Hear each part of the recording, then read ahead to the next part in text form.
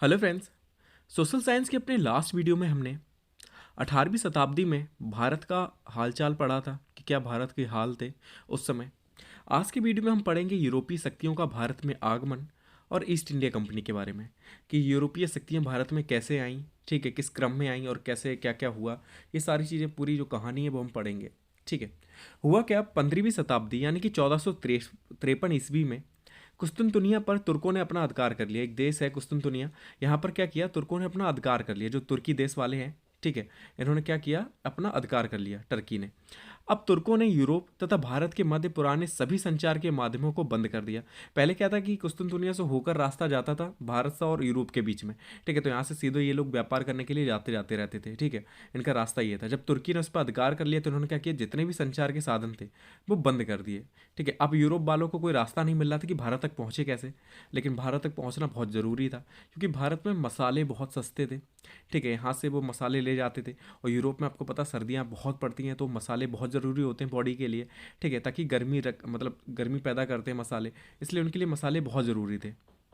तो काफ़ी चीज़ें थी जो इंडिया में ही थी उस समय और देशों में नहीं थी, तो वो भारत से व्यापार उनका रुक ना जाए इसलिए वो रास्ते ढूंढने लगे कि कैसे भी हम भारत तक पहुंच जाएं, ठीक है। अब एक ही रास्ता बचा था क्योंकि ये तो रास्ता बंद कर दिया टर्की ने।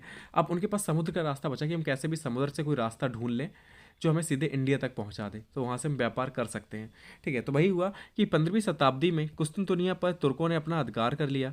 अब तुर्कों ने यूरोप तथा भारत के मध्य पुराने सभी संचार के माध्यमों को बंद कर दिया।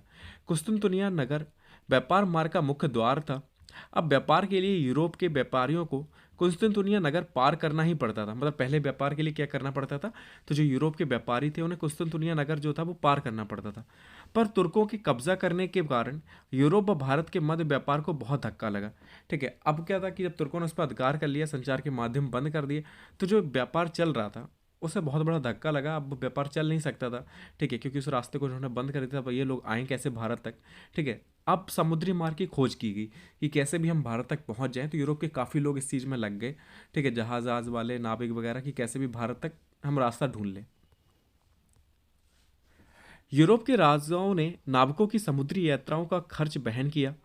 इन नाविकों ने कुतुबनुमा यानी कि कंपास की सहायता से रास्तों की खोज में लंबी समुद्री यात्राएं की, ठीक है। अब क्या था कि भारत तक पहुंचना बहुत ज़रूरी था, तो यूरोप के जो भी राजा थे, ठीक है, प्रत्येक देशों के, उन्होंने क्या कहा कि तुम बस भारत तक रास्ते की खोज करो, खर्चा हम खुद देख लेंगे, ठीक है, उसकी कोई ज़रूरत नहीं, खर्चा हम देख लेंगे, क्योंकि वो फ़ायदा उठा रहे थे। उन्हें पता था कि अगर उन चीज़ों को अपने देश में बेचेंगे तो काफ़ी फ़ायदा होगा उन्हें, तो उनका राजकाज ऐसे ही चलता रहेगा। तो इसलिए राजाओं ने कहा कि नाविकों की समुद्री यात्रा का खर्च वो खुद बैन करेंगे। इन नाविकों ने कुतुबनुमा यानी कि कंपास जिसे हम कह सकते हैं, उसकी सहायता से रास्तों की खोज में लंबी समुद्री यात्राएं की, ठीक है, काफ़ी लंबी लंबी यात्राएं की, जिसमें इन्होंने कई देशों की खोज कर डाली, ठीक है। अमेरिका की खोज भी ऐसी ही हुई थी। तो कुतुबनुमा के द्वारा दिशाओं का ज्ञान होता है, ये चीज़ याद रखना। भारत की खोज में निकले स्पेन निवासी कोलंबस ने अमेरिका की खोज की, ठीक है। जो कोलंबस थे वो स्पेन के थे, ठीक है, स्पेन जो देश है वहाँ के निवासी थे। ये भारत की खोज में निकले थे और गलती से ये कहाँ पहुँच गए, तो ये पहुँच गए अमेरिका, और इन्होंने अमेरिका की खोज कर दी, ठीक है। तो वहाँ पर पहले ये पहुँचे वेस्ट इंडीज़, तो इन्हें लगा कि ये सारे इंडिया है, इसलिए उसका नाम वेस्ट इंडीज़ पड़ गया था, ठीक है। तो ये स्टोरी है। और अमेरिका जो महाद्वीप है इसकी खोज भी इन्होंने ही की थी, याद रखना, कोलंबस ने। पुर्तगाल निवासी बास्को डिगामा ने अपनी लंबी जल यात्रा के दौरान अफ्रीका के दक्षिणी छोर से होते हुए भारत के पश्चिमी समुद्री तट के कालीकट बंदरगाह पर पहुंच गया, ठीक है। तो पहला व्यक्ति जो भारत पहुंचा था वो कौन था, तो पुर्तगाल का निवासी था वास्को डिगामा, ठीक है। ये अमेरिका के दक्षिणी छोर, जिसे हम लोग क्या कहते हैं, केप ऑफ गुड होप कहते हैं। अगर आप मैप देखें, ठीक है, विश्व का मानचित्र देखेंगे, तो उसमें जो दक्षिण जो अफ्रीका है उसका जो सबसे लास्ट वाला भाग है ना, सबसे नीचे का जो भाग है, उससे हम लोग कहते हैं केप ऑफ गुड होप, ठीक है, वो जगह का नाम है। वहाँ से होते हुए ये भारत पहुँचा था, ठीक है। अब पुर्तगालियों को हिंद महासागर होते हुए पूर्वी द्वीप समूह का नया जलमार्ग मिल गया। अब यूरोप तथा भारत के मध्य व्यापार पुनः प्रारंभ हो गया, ठीक है। तो आप समझ सकते हैं कि कैसे रास्ता ढूंढा, किसने ढूंढा सबसे पहले, तो पुर्तगाल के निवासी थे वास्को डिगामा।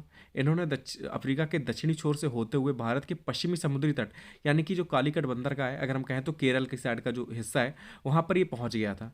और इससे क्या हुआ कि पुर्तगालियों को हिंद महासागर होते हुए पूर्वी द्वीप समूह का नया जलमार्ग मिल गया। और इससे क्या हुआ कि यूरोप तथा भारत के मध्य में जो व्यापार रुक गया था वो फिर से शुरू हो गया, ठीक है। तो स्टोरी आपको समझ में आ गई होगी। यूरोपीय व्यापार का प्रारंभ। भारत की व्यापारिक संपदा से आकर्षित होकर अनेक यूरोपीय जातियों का ध्यान भारतीय व्यापार की ओर आकर्षित हुआ। इन यूरोपीय जातियों ने भारत से व्यापारिक संबंध स्थापित किए। उनके व्यापारिक प्रयत्नों के परिणाम स्वरूप अनेक यूरोपीय जातियां भारत में व्यापार करने के उद्देश्य से आईं और भारत में यूरोपीय व्यापार प्रारंभ हुआ। ठीक है, अब हुआ क्या, पहले पुर्तगाली आए, अब यहाँ से ये चीज़ें खरीद खरीद के ले जाते थे यूरोप में, वहाँ बेचते थे, इन्हें काफ़ी फ़ायदा होता था। तो इससे जो दूसरे देश वाले थे वो भी आकर्षित हुए कि यार सच में फ़ायदा तो बहुत हो रहा है, इन्हें बहुत कमा रहे हैं, तो इंडिया अच्छा खासा देश है, चीज़ें बहुत सस्ती मिल जाती हैं, तो क्यों ना हम भी चलें वहाँ पर और अच्छा खासा हम भी पूरा जहाज़ भर के सामान लेके आएंगे और बेचेंगे यहाँ पर, काफ़ी फ़ायदा उठाएंगे।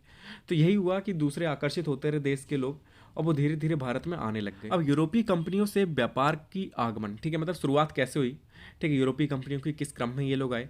तो सबसे पहले पुर्तगाली आए थे 1498 ईस्वी में भारत। ठीक है, इन्होंने अपना जो पहला कारखाना था वो 1500 ईस्वी में कालीकट में खोला था। फिर अंग्रेज आए, मतलब अंग्रेज चले तो 1600 ईस्वी में थे, लेकिन ये कहाँ पहुँच गए थे पहले, ये पहले पहुँच गए थे इंडोनेशिया। ठीक है, इंडोनेशिया का अगर आप मानचित्र में देखेंगे तो इंडिया से थोड़ा आगे चले जाएं सीधे हाथ की तरफ, तो आपको जो छोटे छोटे द्वीप समूह मिलते हैं वो इंडोनेशिया है।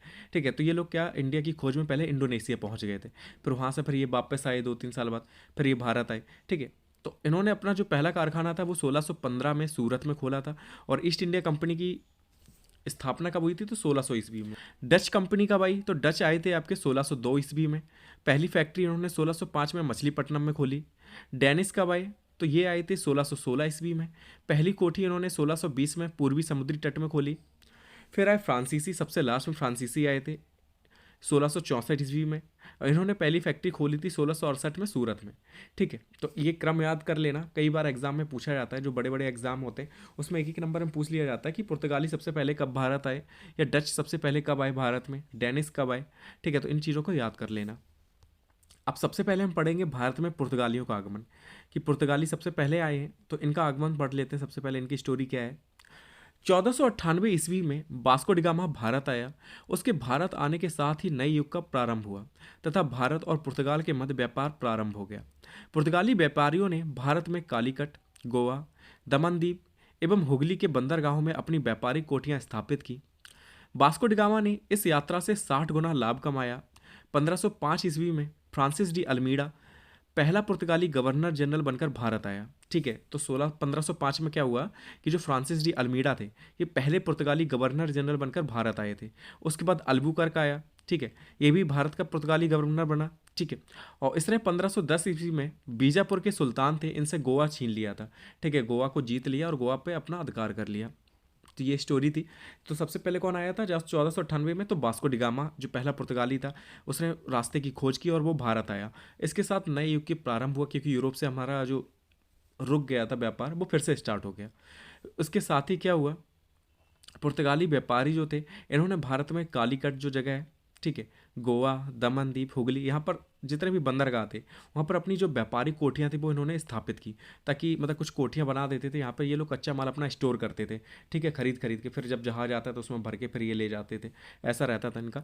तो वास्को डी गामा ने क्या किया, इस यात्रा से 60 गुना लाभ कमाया। अब सोचिए किसी को 60 गुना लाभ होगा किसी चीज़ में तो फिर से व्यापार करना चाहेगा। तो इसी क्रम में जो और व्यापारी थे पुर्तगाल के या दूसरे देशों के, वो भारत आना शुरू कर दिए।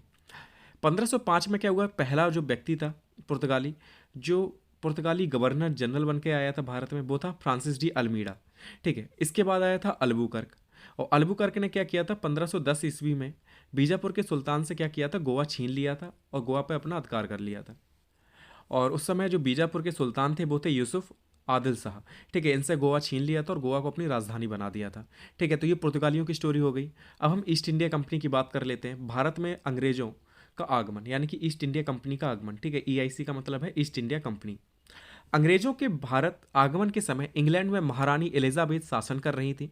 ठीक है, जब अंग्रेज भारत आए थे उसमें इंग्लैंड में महारानी कौन थी, तो एलिजाबेथ थी। 31 दिसंबर 1600 ईस्वी को महारानी ने ईस्ट इंडिया कंपनी को अधिकार पत्र प्रदान किया। ठीक है, इन्होंने मतलब एक तरीके से कह सकते हैं आज्ञा पत्र जो था कि इन्हें आज्ञा दी कि जाओ तुम व्यापार करो जाके भारत में। लेकिन इन्होंने सिर्फ 15 वर्ष के लिए ये अधिकार पत्र दिया था कि सिर्फ तुम 15 साल तक शासन कर सकते हो। ठीक है, लेकिन फिर आप देख ही रहे कि ये 200 साल तक भारत में शासन करते रहे। तो 31 दिसंबर 1600 ईस्वी को महारानी ने ईस्ट इंडिया कंपनी को 15 वर्ष के लिए अधिकार पत्र प्रदान किया। ठीक है, भारत आने वाला पहला जहाज रेड ड्रैगन था, जिसके कैप्टन थे हॉकिंस। ठीक है, तो पहला जहाज़ कौन सा आया था, तो रेड ड्रैगन आया था, और जिसके कैप्टन थे हॉकिंस। इनके नेतृत्व में 1608 में सूरत बंदरगाह पहुंचा। 1608 ईस्वी में कप्तान हॉकिंस इंग्लैंड के राजा जेम्स प्रथम से आज्ञा लेकर मुगल दरबार में पहुंचे। उस समय जहांगीर बादशाह थे। ठीक है, तो जो कैप्टन हॉकिंस थे, ये किससे आज्ञा लेकर पहुंचे थे, तो इंग्लैंड के राजा थे जेम्स प्रथम। ठीक है, इनसे आज्ञा लेकर कहाँ पहुंचे थे, तो मुगल दरबार में पहुंचे थे। और उस समय भारत में शासन कौन कर रहा था, तो जहांगीर शासन कर रहे थे। ठीक है, जहांगीर उस समय बादशाह थे। 1613 ईस्वी में सूरत में अंग्रेजों की व्यापारिक कोठी स्थापित हुई। ठीक है, तो 1613 में क्या हुआ कि सूरत में जो अंग्रेज थे, इन्होंने अपनी व्यापारिक कोठी स्थापित की। ठीक है, तो पूछा जाता है कि पहली फैक्ट्री एक्ट्री इन्होंने कहाँ पे लगाई थी, व्यापारिक कोठी कहाँ स्थापित की, तो सूरत में की थी। 1615 ईस्वी में सर टॉमस रो व्यापारिक सुविधाएं प्राप्त करने के उद्देश्य से जहांगीर के दरबार में आए और 3 से 4 वर्ष तक वो भारत में रहे। टॉमस रो जहांगीर तथा खुर्रम से कुछ व्यापारिक छूट लेने में सफल रहे। ठीक है, कहने का मतलब है हॉकिंस के 7 साल बाद ये आए थे सर टॉमस रो, और इन्होंने देखा कि अभी भी इतना फ़ायदा नहीं मिल रहा। ठीक है, अंग्रेज़ों को जितना पुर्तगाली ले रहे थे, क्योंकि पुर्तगालियों को लगभग 100 साल हो गए थे भारत में रहते हुए। तो आप सोच सकते हैं कि वो कितने शक्तिशाली हो गए होंगे। ठीक है, कई जगह उनका अधिकार था, कई जगह उनकी व्यापारिक कोठियाँ थी जहाँ पर वो अंग्रेज़ों को शासन या कह सकते हैं छूट लेने नहीं दे रहे थे, फ़ायदा लेने नहीं दे रहे थे। तो इसलिए इन्होंने क्या किया, सर टॉमस रो ने ये थोड़ा दिमाग लगाया। ये पहुँचे जहांगीर के पास, उसके बाद खुर्रम से भी मिले, जिसे हम शाहजहाँ के नाम से जानते हैं। ठीक है, इन्हें थोड़ी सी चीज़ें इन्हें दी होंगी, ठीक है, विदेश वाली, और इन्हें पटाने की कोशिश की होगी कैसे भी ये मेरी बात मान जाए, मेरे झांसे में आ जाए और थोड़े से हमें फ़ायदे दे दें। तो इनका इन्हें फ़ायदा भी हुआ, कुछ व्यापारिक छूट इन्हें दे दी गई। ठीक है, खुर्रम ने दे दी या जहांगीर ने दे दी। इसके बाद इन्होंने कई जगह अपनी जो व्यापारिक कंपनियां थी वो स्थापित की, भड़ौच में, अहमदाबाद में, आगरा में। ठीक है, तो ये थोड़ा फ़ायदा मिला इन्हें। 1640 ईस्वी में ईस्ट इंडिया कंपनी ने मद्रास में एक सुदृढ़ दुर्ग की स्थापना की।